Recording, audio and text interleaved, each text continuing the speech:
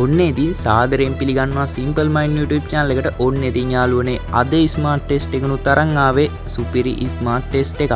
ඔයාට thumbnail එකෙන් බලා ගන්න පුළුවන් වුණානේ මොන වගේ smart test එකක්ද අද තියෙන්නේ කියලා. අද තියෙන smart test එක නම් ගොඩක්ම ආතල්. ඉතින් අද තියෙන smart test එකෙත් ඔයාට හම් වෙනවා ප්‍රශ්න 10ක්.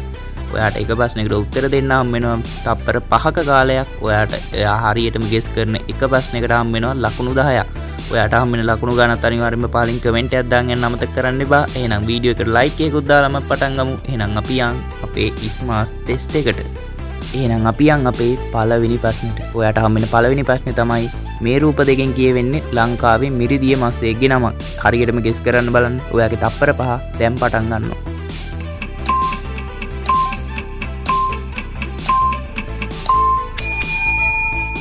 උත්තරේ තමයි බන්දුල පෙතිය. බන්දුල පෙතිය කියන්නේ ලංකාවේ ඉන්න මිරිදිය මස්සේ ඉන්නේ. මේක දැන් චරිත තෝරගද්දි කිසිම අපහසුතාවක දෙයකට නෙමෙයි තෝරගත්තේ. රටම දන්න චරිතයක් තෝරගන්න බෑ. නැත්නම් ඔයාලට හරියටම ගෙස් කරගන්න බෑනේ. එහෙනම් අපි යන් අපේ දෙවෙනි ප්‍රශ්නෙට. මෙතනිනුත් කියවෙන්නේ ලංකාවේ මිරිදිය මස්සේ ගැන. හරියටම ගෙස් කරන්න බලන්න. ඔයාගේ තප්පර 5 දැන් පටන් ගන්නවා.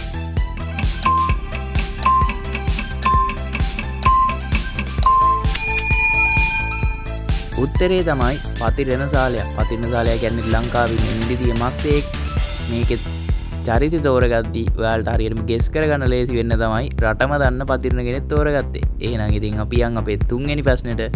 ඔයාට හම් වෙන තුන්වෙනි ප්‍රශ්නේ. ඔයාට හම් වෙන තුන්වෙනි ප්‍රශ්නේ තමයි මේ රූප දෙකෙන් කියවෙන්නේ ලංකාවේ මධ්‍යම පළාතට අයත් හෝටන් දන්න කියන ප්‍රදේශයේ අවට තියෙන ප්‍රදේශයක් තමයි මේ රූප දෙකෙන් නිරූපණය වෙන්නේ. හරියටම ගෙස් කරන්න බලන්න. ඔයාට හම් වෙන තප්පර 5 දැන් පටන් ගන්නවා.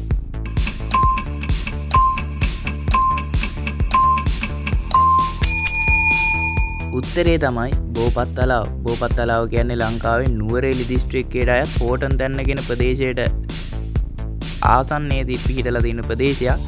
ඒකේ දැන් රූපෙ ගිස් කරගන්න බෝපත් දීලා තිබ්බා. තලාව කියන එක දාගන්න ගල් තලාවක රූපයක් දීලා තිබ්බා. එහෙනම් අපි යන් අපේ හතරවෙනි ප්‍රශ්නෙට. ඔයාට හම් වෙන හතරවෙනි ප්‍රශ්නේ තමයි මෙතනින් කියවෙන්නේ ලංකාවේ ප්‍රසිද්ධම කන්දක් ගැන තමයි කියවෙන්නේ මේ රූප දෙකෙන්. එහෙනම් ඔයාලා තප්පර 5 පටන් ගන්නවා. හරියටම ගෙස් කරන්න බලන්න.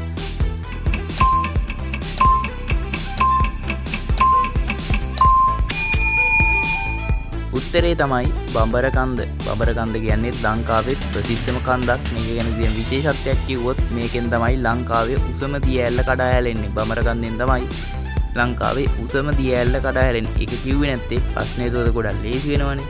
එහෙනම් අපි යන් අපේ ඊළඟ ප්‍රශ්නෙට. ඔයාට හම් වෙන පස්වෙනි ප්‍රශ්නේ. ඔයාට හම් වෙන පස්වෙනි ප්‍රශ්නේ තමයි මේ රූප දෙකෙන් කියවෙන්නේ ලංකාවේ ප්‍රසිද්ධම නගරයක්. හරියටම ගෙස් කරන්න බලන්න. ඔයාගේ තප්පර 5 දැන් පටන් ගන්නවා.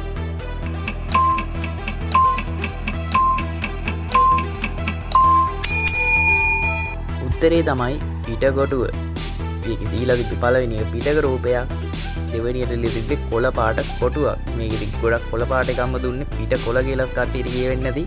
එහෙනම් ඉතින් හරියටම පස්වෙනි ප්‍රශ්නේ ගෙස් කරා නම් අනිවාර්යෙන් පහලින් කමෙන්ට් එකක් දාන්න බලන්න. පස්වෙනි ප්‍රශ්නේ හරියටම ගෙස් කරා කියලා ඉතින් කට්ටිය බයින්නේ එපා වීඩියෝ එක මැද බොරු ගොම් පාට දානවා කියලා. එහෙම එකක් නෙමෙයි ඉතින් මේ කරන්නේ වීඩියෝ එක බෝරින් වෙන එක අඩු වෙන්න තමයි මෙහෙම කරන්නේ. එහෙනම් ඉතින් අපි යන් අපේ 6 වෙනි ප්‍රශ්නෙට. ඔයාට හම් වෙන 6 වෙනි ප්‍රශ්නේ. මේ රූප දෙකෙන් කියවෙන කන්දේ නම කියමු බලන්න. මේක ලංකාවේ උතුරු මැද පළාතට අයත් කන්දක්. එහෙනම් ඔයාගේ තප්පර 5 පටන් ගන්නවා. හරියටම උත්තරේ ගෙස් කරන්න බලන්න.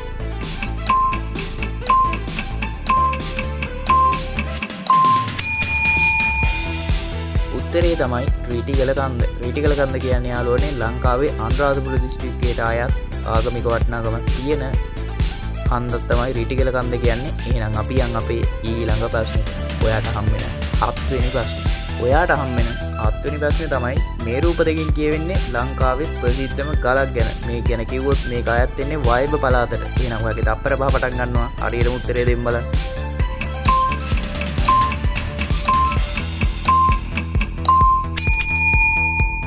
උත්තරේ තමයි ඇතුගල. මම නම් හිතනවා මේක ගොඩක් කට්ටිය ගෙස් කරන්නේ නැති කියලා. කුරුණෑගල ගියපු කෙනෙක් නම් ඉතින් ආයේ ඇතුගල ගැන නොදන්න කෙනෙක් නැහනේ. එහෙනම් අපි යන් අපේ ඊළඟ ප්‍රශ්නෙට.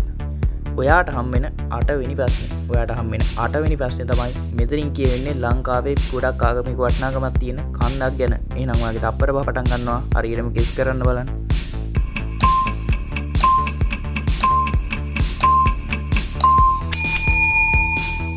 උත්තරේ තමයි ශීපාදස්ථානය. ඒක නම් මං හිතනවා ඔක්කොම වගේ හරියටම ගෙස් කරන්න ඇති කියලා. එහෙනම් අපි යන් අපේ ඊළඟ ප්‍රශ්නෙට. ඔයාට හම්බෙන 9 වෙනි ප්‍රශ්නේ. ඔයාට හම්බෙන 9 වෙනි ප්‍රශ්නේ තමයි මේ රූප දෙකෙන් කියවෙන්නේ ලංකාවේ ප්‍රදේශයක නම. මේක ගැන කිව්වොත් එහෙනම් මේක තියෙන්නේ පොළොන්නරු දිස්ත්‍රික්කයේ වෙන්නේ තමයි මේ ප්‍රදේශය තියෙන්නේ. එහෙනම් ඔයාගේ දප්පරව පටන් ගන්නවා. හරියටම උත්තරේ ගෙස් කරන්න බලන්න.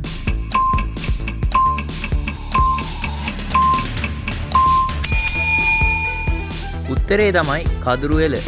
කදුරුවෙල කියන්නේ ලංකාවේ පොළොන්නරු දිස්ත්‍රික්කයට අයත් වෙන ප්‍රදේශයක් තමයි කදුරුවෙල කියන්නේ. මේක රූප ගෙස් කරද්දී මේකේ කදුරු කියන එකට දීලා තිබ්බේ ගොඩ කදුරු ගහක රූපයක්. එහෙනම් අපි යන් අපේ 10 වෙනි ප්‍රශ්නෙට. ඔන්න ඉතින් යාළුවනේ 10 වෙනි ප්‍රශ්නේ නම් පොඩ්ඩක් වෙනස් කරලා තියෙන්නේ. ඔයාලා කලින් ප්‍රශ්න වලින් ඒවා හරියට ප්‍රදේශ ගෙස් කරා, නගර ගෙස් කරා, සත්තු ගෙස් කරා ඒ වගේ ගන්නේ. දැන් ඉතින් 10 වෙනි ප්‍රශ්නේ අන්තිම ප්‍රශ්නේ හින්දා පොඩ්ඩක් ප්‍රශ්නේ වෙනස් කරලා තියෙන්නේ. ඔයාට තියෙන්නේ මේ රූපේ තියෙන වෙනස්කම තමයි හොයන්න තියෙන්නේ. මේ රූපේ තියෙනවා පොඩි වැරද්දක්. ඒක ඔයා හරියටම ගෙස් කරන්න තමයි ඔයාට තියෙන්නේ. එහෙනම් ඔයාගේ තප්පර පහ පටන් ගන්නවා. හරියටම ගෙස් කරමු බලන්න.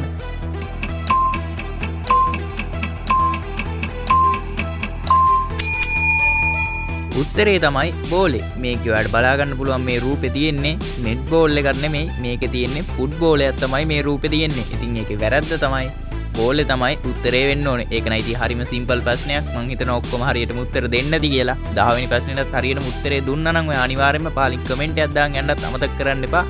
10 වෙනි ප්‍රශ්නෙට හරියටම උත්තරේ දුන්නා කියලා. ඔන්න ඉතින් යාළුවනේ අපේ ස්මාර්ට් ටෙස්ට් එකේ ප්‍රශ්න 10 නම් ඉවරයි. දැන් ඉතින් ඔයා දන්නවනේ ඔයා හරියටම ප්‍රශ්න 10න් කීයකට හරියටම උත්තර ගෙස් කරාද කියලා. ඒකට හරියන ලකුණු ගානත් අනිවාර්යයෙන්ම පහලින් කමෙන්ට් එකක් දාන්න යන්න අමතක කරන්න එපා. ඉතින් යාළුවනේ අද අරන් ආපු ස්මාර්ට් ටෙස්ට් වීඩියෝ එක ගැන මොකද හිතෙන්නේ? අනිවාර්යයෙන්ම පහලින් කමෙන්ට් එකක් දාන්න යන්න. වීඩියෝ එක හොඳ නම් අනිවාර්යයෙන්ම වීඩියෝ එකට ලයික් එකකුත් දාන ගමන් අපේ Simple Mind YouTube channel එකත් අනිවාර්යයෙන්ම subscribe කරන් යන්න. එහෙනම් යාළුවනේ මේ වගේ අලුත් ස්මාර්ට් ටෙස්ට් වීඩියෝ එකකින් ඉක්මනටම සෙට් වෙමු.